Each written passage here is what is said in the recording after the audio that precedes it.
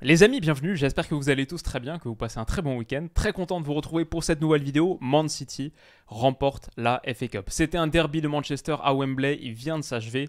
Les hommes de Pep Guardiola triomphent face à ceux d'Eric Ten Hag, 2 buts à 1, un doublé d'Ilkay Gundogan, qui inscrit son troisième doublé en l'espace de moins d'un mois, moins de 30 jours. Déception bien sûr pour Garnacho, pour Wout Weghorst. Dommage, je pense qu'on n'ait pas vu Garnacho dès le début, son entrée était bonne. Pour les coéquipiers d'Erling Haaland, one more. Comme je l'ai entendu dire là sur, je crois que c'était ESPN, je l'entendais dire à la fin du match, on a eu un bref extrait micro, one more à ses coéquipiers. Plus qu'une marche avant un triplé historique et 2-2 pour ces Sky Blues. Rendez-vous samedi prochain en finale de Ligue des Champions. Mais avant ça, donc, on a eu ce derby de Manchester à Wembley qui a démarré sous les meilleurs auspices. Un stade magnifique, rempli, bleu et rouge. C'était très beau, belle cérémonie d'avant-match, etc. Un beau moment. Le 3-4-2-1, 3-2-4-1, le milieu en boîte, exactement ce qu'on anticipait. Stones, Rodri, De Bruyne, Gundogan. C'est le schéma classique de City depuis un moment maintenant. Pas grand-chose à dire. Haaland en pointe. Bernardo Silva, peut-être le seul doute par rapport à Riyad Mahrez, mais non, c'est normal, comme contre le Real Madrid, exactement la même chose, à part Ortega dans les buts, ça pour le coup je l'avais pas anticipé, j'avoue j'étais plutôt sur Ederson, mais c'est vrai, Ortega c'est le gardien de coupe, et Pep Guardiola a maintenu sa confiance en Ortega, je pense plutôt à raison, Ortega a plutôt un bon match de sa part, peut-être même dans mon top 3, parce qu'il y a eu quelques moments chauds, et il a été décisif à chaque fois. Pour Manchester United, là c'est moins le 11 que j'aurais imaginé pour les hommes d'Eric Ten Hag. J'avais fait dans la preview, bon c'était 7 lignes de 4, ça pas de souci. Le milieu à 2, Casemiro, Fred, ok. Mais j'imaginais plutôt Eriksen dans le, Bruno Fernandes dans le rôle de la pointe haute de ce 4-2-3-1 pour pouvoir mettre un petit peu plus de vitesse sur les côtés. Par exemple, un Garnacho titulaire dès le début. Là on avait ce milieu à 4 du coup, et qui avait pour ambition de protéger la première phase de relance. Alors, ils vont pas réussir à le faire parce que ce qui s'est passé, je crois la FA Cup, la première édition de la FA Cup, si je me trompe pas, c'est 1867. Dans ces eaux-là, peut-être 1868 ou 1872, un truc comme ça. En tout cas, c'est une compétition qui dure depuis quoi, 1871 peut-être. Compétition qui dure depuis plus de 150 ans. But le plus rapide de l'histoire en finale de FA Cup, c'était aujourd'hui. Donc un vrai moment d'histoire parce qu'au bout de 13 secondes, sur cette ouverture de Stéphane Ortega, et bah Erling Haaland prend le dessus là à la réception. Déjà, ça va être un peu un symbole de la suite du match, toujours aussi difficile à contenir sur ce jeu long, sur ces longues ouvertures. Et derrière, je pense que Fred est fautif. Fred qui a eu un match difficile face à Kevin De Bruyne, c'était son rôle, on en avait parlé dans la preview, ça allait être son rôle de le gêner le plus possible. Je pense que ici, à la retombée du ballon, il doit suivre et il doit être au contact. Du coup, petite incompréhension entre les deux, des choses qui arrivent en foot parfois, qui doit être à la réception du ballon. Trop de politesse entre Fred et Victor Lindelof, mais je pense que Fred aurait dû suivre. En tout cas, Kevin De Bruyne en profite entre les trois pour être à la réception de ce petit ballon qui pour l'instant n'appartient à personne. Il va aller contester le duel aérien et du coup ça retombe sur Gundogan qui n'a pas été suivi non plus par Eriksen. Il y a peut-être quelque chose à faire là, mais c'est vrai que Casemiro il a été bien déménagé. Normalement on attend Casemiro ici aux côtés de Fred sur ce tandem. Il a été bien déménagé par Erling Haaland et il reste une belle poche d'espace là dont Ilkay Gundogan va profiter maintenant s'il y a but. Si on parle de cette action alors du tout dans ce match, c'est parce qu'il y a le geste technique qui est parfaitement maîtrisé, cette frappe envolée. Eric Ten Hag la mine des mauvais jours parce que ça commence très mal. Au bout de 13 secondes, Ilkay Gundogan a ouvert le score. En plus, il y a quelques jours, je revoyais le but de Mbappé contre Lille, là, en tout début de saison, à une époque où on tenait un discours, en tout cas le discours général autour du Paris Saint-Germain était bien différent par rapport à aujourd'hui. Mais voilà, un petit peu comme à l'époque.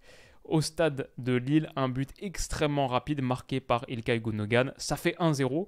Et derrière, City a quelques occasions en plus sur ce coup franc là, tapé par Kevin De Bruyne. Si vous avez vu le match, peut-être vous vous en souvenez. Rodri qui est au bout, très bien tiré. Rodri qui est au premier poteau, tête distante, lointaine, mais elle passe à rien du montant. Et du coup, sa réaction là, c'était un peu la mienne aussi, parce que mon prono c'était 1-0 sur ce match. But de Rodri, c'était le petit truc. Le but d'un joueur défensif, parce que son jeu aérien, parce que ça frappe de loin dans un match où City allait être assez haut, acculer United devant son but. Bon, pas loin. Dommage pour Rodri. Mais Pep Guardiola peut célébrer, ça c'est bien sûr sa réaction au moment de l'ouverture du score. Parce que City s'est mis dans les meilleures dispositions. Et alors justement, ce système-là en 4-2-3-1 dont on parlait, Rashford en pointe, et sinon Sancho ici, notre ami Eriksen et Bruno Fernandes là, Sancho, Eriksen, Bruno Fernandes. L'idée, je crois que c'était de bloquer, de verrouiller le plus possible l'accès à l'axe et à Rodri et John Stones ici, le tandem de ce milieu de terrain de Man City. Ils ont eu un petit peu de mal à le faire au départ. On voit par exemple Kyle Walker là qui trouve un ballon dangereux et la première ligne cassée, City peut se projeter. Bon, ça c'est le scénario un peu le pire scénario pour Erik ten Hag. Si sur la première phase, la première passe, ta première ligne est cassée de cette manière. Du coup derrière ils vont être beaucoup plus prudents et concentrés, je pense. Mais on voit à quel point l'idée c'était vraiment, il y avait tellement de choses qui se passaient dans cette partie-là du terrain. Regarde City, ils ont des gars sur la largeur, Grealish, ok, le troisième central qui va se positionner là, en l'occurrence Akanji. Mais cette solution-là de jouer côté, c'est uniquement pour City si t'as pas fait tout ce qui est possible de faire pour chercher tes joueurs intérieurs avant tout. Et on a vu une construction à la De Zerbi. Brighton, cette année, ça a été les maîtres de la patience, simplement attendre que l'adversaire se livre. On va le voir encore plus sur cette image. Voilà. Ça, c'est des moments. Ça, c'est le football en 2023. Il y a pas mal de séquences de City et de Brighton cette saison qui ont ressemblé à ça. On attend que l'adversaire morde, que le déclencheur de pression, entre guillemets, se fasse pour ensuite avoir un partenaire libre auquel donner, idéalement un gars dans l'intérieur. Mais si c'est pas dans l'intérieur, bah au moins sortir une personne de l'équation, en l'occurrence Rashford, parce que quand il va mordre, Ruben Dias va écarter côté sur Akanji. Donc voilà, United plutôt discipliné à partir du moment où ils passent à 1-0 et ils comprennent un petit peu mieux comment bloquer l'accès à ce double pivot. Bah après, City a quand même des ressources en jouant côté ou alors en jouant long.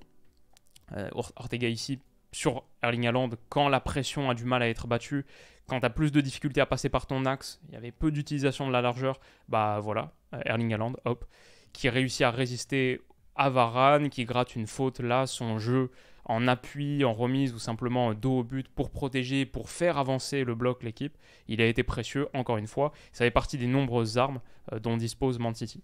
Alors, du coup, moi je trouvais que City faisait plutôt un bon match. C'était pas un match franchement emballant cette première demi-heure, mais c'était très contrôlé, comme le match d'une équipe qui vient d'ouvrir le score après 13 secondes de jeu. Mais United revient dans la partie avec cette main de Jack Grealish. Il n'y a pas grand-chose à dire là-dessus, à part que presque c'est dommage, entre guillemets, que le foot soit devenu ça. Honnêtement, il y a totalement main. Ça, c'est une main totalement 2023.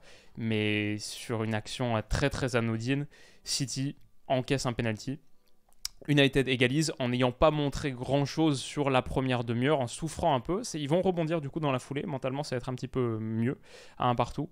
Mais ouais, c'est franchement United qui revient dans le match avec pas grand-chose, avec un brin de réussite. Et City peut s'estimer un peu malheureux sur cette action. Parce que honnêtement, la première demi-heure, elle a été, sans être spectaculaire, hyper emballante, elle a été globalement maîtrisée. On voit encore une fois ici la construction de City, chercher ce double pivot, Rodri, Stones, Gundogan un petit peu plus haut, De Bruyne qu'on voit pas là dans l'image, le carré magique, le chercher à partir de cette base de 3. Mais United, voilà, très discipliné, mais regardez à quel point il y a de la largeur qui est laissée pour City. Elle est utilisée s'il faut absolument le faire, mais l'idée clairement c'est de construire avec cette base du double pivot. Quand c'est pas possible, Kevin De Bruyne qui se déplace sur la largeur, qui utilise souvent cette largeur, qui vient souvent côté pour faire avancer le jeu, bah franchement il le fait très bien parce que sa remise en une touche pour Stones et il peut ensuite s'appuyer sur Stones. Je pense que cette plateforme là du double pivot elle est pas mal parce que idéalement tu la sers pour ensuite progresser avec juste un contrôle orienté face au jeu, etc. Mais aussi en appui elle est utile. Stones il peut faire ça. Kevin De Bruyne s'appuie sur Stones et derrière, cette ligne de 4 là, elle a été un petit peu déstructurée, déséquilibrée et Kevin De Bruyne peut s'infiltrer, tout le bloc d'United qui recule. Et avec le premier décalage comme ça qui est trouvé, je trouvais que dans l'ensemble, City a vraiment mis sa patte sur le match, a eu beaucoup plus du ballon et a mis son impression, sa texture tactique, celle qu'elle voulait imposer, celle que cette équipe voulait imposer à cette partie. Elle a plutôt bien fait. Aussi, je vais dire parce qu'il y a une équipe qui est extrêmement fluide, mobile, qui va un petit peu dans toutes les zones, genre John Stones là. C'est pas la première fois qu'on en parle cette saison, son positionnement dans le demi-espace comme un milieu offensif ou voire un ailier qui est rentré intérieur. Il est très très haut sur certains moments. Et Kevin De Bruyne face à Fred, comme on a dit, Fred qui a eu du mal, franchement qui a eu du mal à conduire Kevin De Bruyne, même des fautes, peut-être une qui aurait dû être sifflée, on va en reparler. Bah là, Kevin De Bruyne, il réussit à trouver, alors qu'il est en plein déséquilibre, elle n'est pas facile à mettre, il réussit à trouver une passe pour John Stones. Et ce genre de choses, c'est pour moi un des symboles d'à quel point City était supérieur dans sa production. City peut s'estimer malheureux aussi de ne pas bénéficier d'un penalty là, sans doute. Ouais, je pense que c'est faute, hein. Il n'y a pas grand chose à dire si vous avez vu l'action animée. Fred met sa patte, elle fait tomber, sa jambe fait tomber Kevin De Bruyne, il touche le ballon bien après, mais ouais, ça je pense que c'est faute, l'arbitre ne revient pas dessus, mais sans doute que City aurait pu bénéficier d'un penalty. Sinon, voilà, comme on en parlait, ça c'est l'action qui va amener au second but. On rentre à la mi-temps à un partout, donc c'est encore tout à jouer dans ce match. Et United, en ayant résisté, va peut-être pouvoir utiliser cette seconde période pour maintenant montrer un petit peu plus de choses et peut-être l'emporter de manière très surprenante. Faire vivre une fin de saison compliquée à Man City. Bon, Kevin De Bruyne, encore une fois, qui se déplace sur le côté et qui va chercher une solution pour faire progresser le jeu. Même quand City ne réussissait pas à passer par cette plateforme du double pivot, comme on en a parlé, il y avait des possibilités. Il y a beaucoup de variété, je trouve, dans ce jeu de Man City. Ça, c'est un truc aussi dont on parle depuis un moment. En tout cas, ici, il va gratter une faute. Belle orientation de corps sur Fred. Il va le battre. Et ce coup franc, il n'est pas anodin. Parce que taper en retrait, là, à la 51e minute de jeu, c'est le coup franc qui va permettre à Man City de marquer le troisième et dernier but de ce match par l'intermédiaire d'Ilkay Gundogan. Frappe, reprise de volée après avoir mis celle, pied droit, quasiment dans la même position. Cette fois, c'est le pied gauche. Et De Gea, je pense, est fautif. Il réagit assez tardivement. Je pense qu'il est bien masqué aussi quand on voit au départ du ballon, là, son angle de vue est bien bouché, notamment par Akanji ici, Varane, sa position. On pense qu'il va, sans doute De Gea pense que le ballon va être dévié par Varane. En tout cas, au moment où il part, c'est trop tard. Le ballon aura le temps de faire 3 rebonds, le troisième derrière la ligne de but, mais 3 rebonds après cette frappe de Gundogan. Sans doute une erreur défensive sur la couverture de ce tir. Et ce que je vais dire, c'est que à la fin du match, en vrai, United a eu plus de tirs que City. Mais City, aucun de leurs tirs n'ont été bloqués. Je crois 9 tirs pour City, 0 bloqué. 11 tirs pour United, si je me souviens bien des chiffres, 6 bloqués. La protection de surface de Man City a été bien meilleure que celle d'United. Et ça, typiquement, c'est un tir qui doit absolument être bloqué. Peut-être aussi Varane a peur de mettre la main, peut-être pour ça qu'il se retire, mais ce genre de situation, ça peut pas devenir un tir cadré, ça doit absolument être un tir bloqué. Ça l'est pas, et j'ai été déçu, je dois dire, d'United sur une chose, même s'ils ont eu des occasions et on va y revenir, franchement ça aurait pu faire 2-2 à la fin, ça aurait pu, ce match il aurait pu aller en prolongation. Je pense que dans l'ensemble, sur la physionomie, United a été en dessous, et en dessous de ce que j'attendais personnellement de leur production, c'est-à-dire, comme on en parlait dans la preview, leur capacité à aller chercher le grand espace avec ces ballons longs de Bruno Fernandes. Mais là, alors qu'on en avait mentionné un, c'était vraiment typiquement la même chose, je me souviens plus contre qui c'était qu'on avait parlé de ça, c'était contre City aussi, je pense, en Première Ligue, le match qu'ils remportent 2-1 en janvier. À l'époque, Casemiro, il avait réussi à transmettre à Bruno ici, juste après la récupération, passe courte, pour que Bruno puisse adresser ce long ballon là d'archer, de sniper dans le dos pour Rashford qui menace cette ligne haute de Man City. Je sais pas pourquoi Casemiro l'a pas mis, il a continué à grimper sans transmettre à Bruno Fernandes. Alors je pense vraiment que c'est ce qu'il aurait fallu faire. Hop, le ballon comme ça et ensuite aller chercher la verticalité. Mais du coup, non, et Erling Haaland se bat bien quand on parle d'attaquants qui défendent, qui font les efforts sans ballon. Franchement, là, très très bel effort. City gagne le ballon, récupère ce ballon, hop, peut recycler, nouvelle phase de possession, et United a quasiment jamais cherché ou trouvé cette profondeur, cette verticalité à la récupération. Encore une fois ici, Fred sur Kevin De Bruyne, pour le coup, un ballon qui est gagné. Transmission, là, elle est faite sur Bruno Fernandes. Donc, on s'attend à voir ce long ballon. Ça, c'est la suite logique de l'action pour United. Et il va être tenté.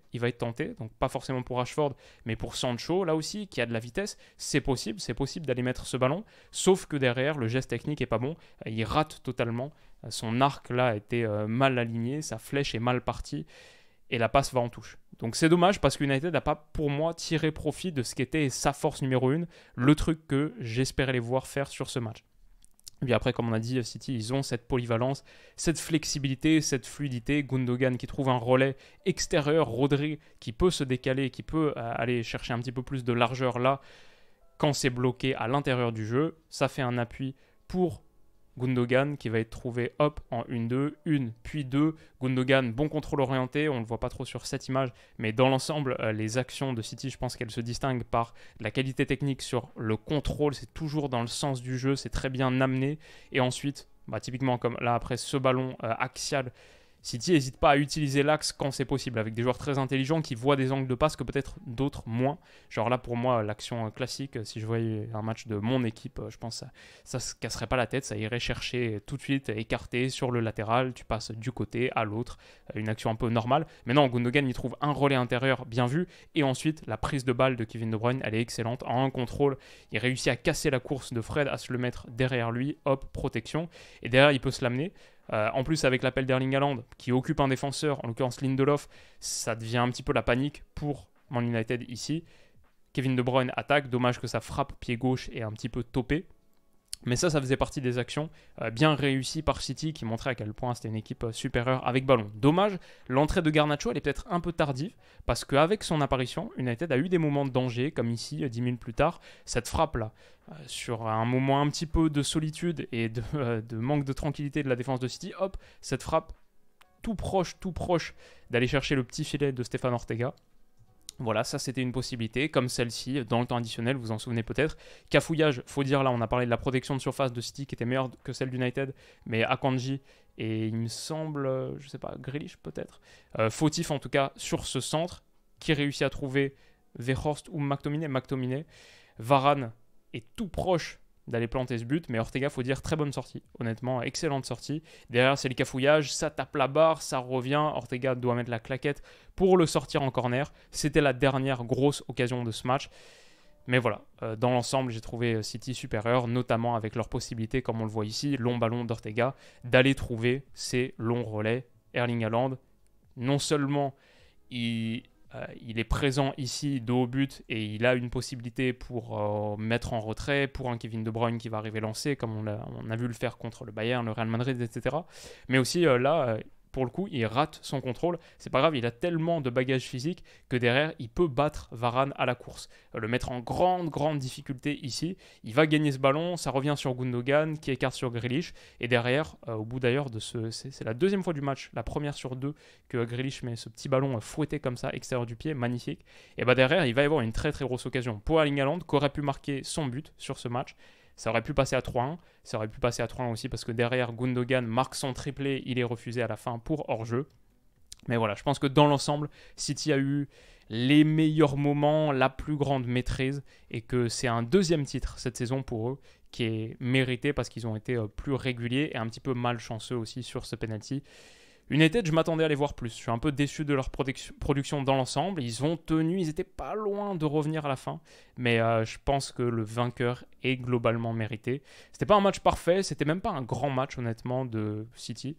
Mais c'est un match avec beaucoup plus de possibilités, avec beaucoup plus de variété dans ton jeu.